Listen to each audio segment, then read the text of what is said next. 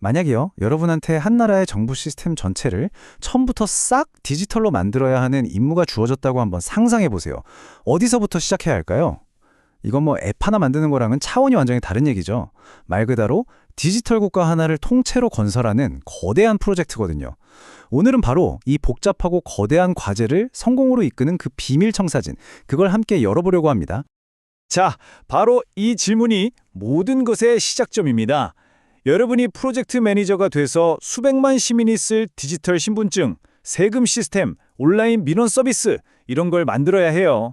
심지어 언어랑 문화도 완전히 다른 곳에서요. 와, 생각만 해도 정말 막막하지 않으세요? 도대체 어디서부터 어떻게 손을 대야 이 거대한 퍼즐을 맞출 수 있을까요? 이 질문에 답을 찾으려면요, 우리가 먼저 한 발짝 뒤로 물러서서 좀 더 큰 그림을 볼 필요가 있어요.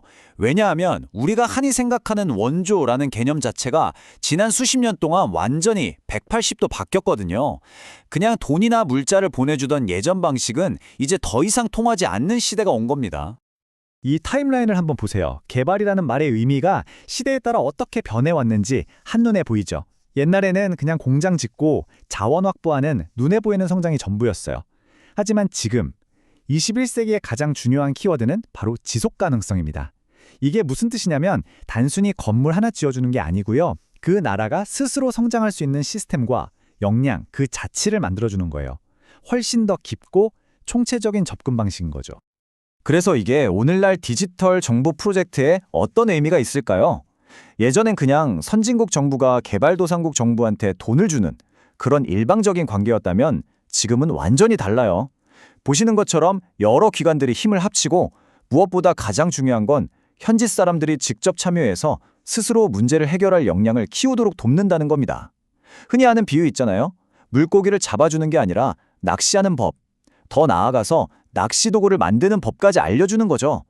바로 그 지속 가능한 힘을 만들어주는 게 핵심 목표가 된 겁니다. 자, 그럼 이제 본론으로 들어가서 그 지속 가능한 힘을 만들어내는 구체적인 방법론. 이 거대한 프로젝트가 도대체 어떤 단계를 거쳐서 현실이 되는지 그 청사진을 한번 제대로 파헤쳐 보겠습니다. 바로 이 6단계 로드맵이 그 거대한 퍼즐을 푸는 해법입니다. 모든 건 이 나라에 진짜 필요한 게 뭘까를 찾아내는 발굴 단계에서 시작돼요.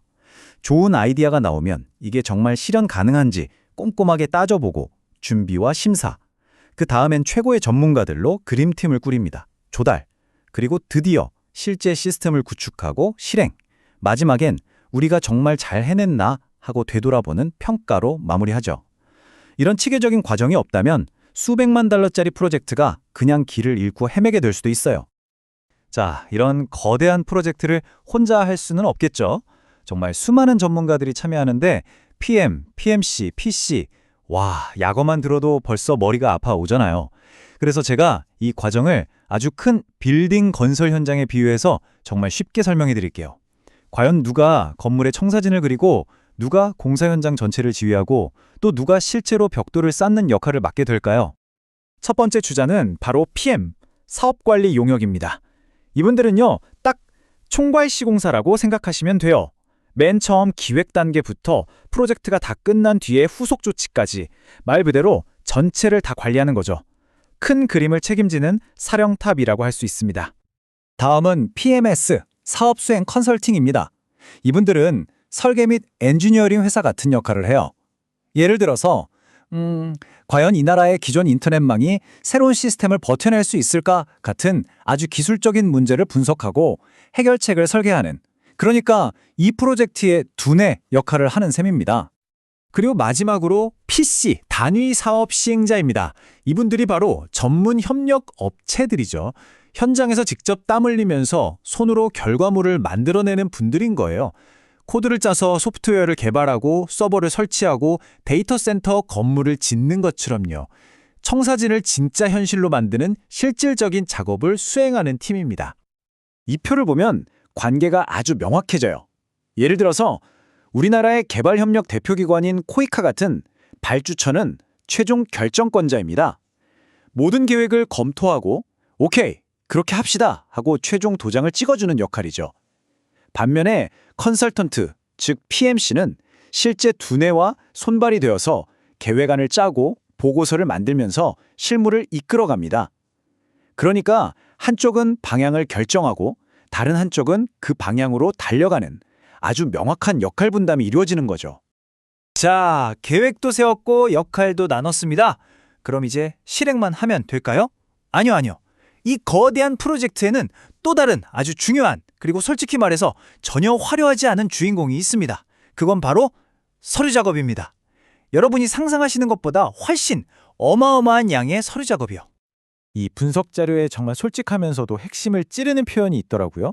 보고서에서 보고서로. 이야, 이 말 한마디가 행정 중심의 현실을 그냥 완벽하게 보여주는 것 같아요. 모든 단계, 모든 결정 하나하나가 다 문서로 남아야 하고 정당성을 입증하고 또 보고되어야만 다음으로 나아갈 수 있는 거죠. 그리고 바로 이 숫자가 그 현실을 증명합니다. 한 프로젝트가 시작해서 끝날 때까지 필요한 보고서 종류가 몇 개나 될 것 같으세요? 무려 18가지입니다. 18가지요. 근데 이게 그냥 쓸데없는 관료주의가 아니에요.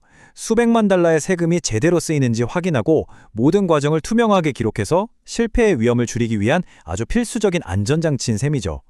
모든 혁신적인 결과물 뒤에는 사실 이렇게 산더미 같은 문서들이 든든하게 버티고 있는 겁니다. 자, 그럼 이 모든 복잡한 계획과 서류 작업을 거쳐서 실제 현장에서는 과연 어떤 놀라운 변화가 일어나고 있을까요? 이 청사진이 어떻게 현실을 바꾸는지 두 가지 구체적인 사례를 통해서 직접 한번 만나보시죠. 실제 사례를 보면 훨씬 더 와닿을 거예요. 예를 들어 베트남에서는요, 판사나 검사를 교육하는 법원 아카데미를 디지털화해서 더 유능한 법조인을 더 빨리 키워낼 수 있도록 돕고 있고요. 한편 스리랑카에서는 낡은 세금 시스템을 현대화해서 시민들이 더 편리하고 공정하게 세금을 낼 수 있도록 바꾸고 있습니다. 법률 시스템 개선, 세금 행정 효율화. 전혀 다른 문제처럼 보이죠? 하지만 이 두 가지 문제를 해결하는 데에는 우리가 지금까지 살펴본 바로 그 똑같은 청사진이 사용되고 있다는 사실, 정말 대단하죠? 결국 핵심은 이겁니다. 6단계 생애주기, 수많은 전문가들, 산더미 같은 보고서들. 이 모든 복잡한 과정이 향하는 궁극적인 목표는요, 사실 아주 단순하고 또 아주 중요합니다. 바로 각 나라가 자국민들에게 더 나은, 더 투명한, 더 효율적인 공공서비스를 제공할 수 있도록 돕는 것. 이것이야말로 이 모든 노력의 진짜 가치라고 할 수 있겠죠. 오늘 우리는 한 나라가 다른 나라의 디지털 미래를 만드는데 이 체계적인 청사진이 얼마나 중요한지 확인했습니다. 이게 바로 오늘날의 방식이죠. 하지만 인공지능 같은 기술이 모든 걸 바꾸고 있는 미래에는 어떨까요? 이런 글로벌 협력은 또 어떻게 진화하게 될까요? 미래의 디지털 국가 건설은 과연 어떤 모습이 될지 오늘 이야기가 그 미래를 상상해보는 작은 실마리가 되었으면 좋겠습니다.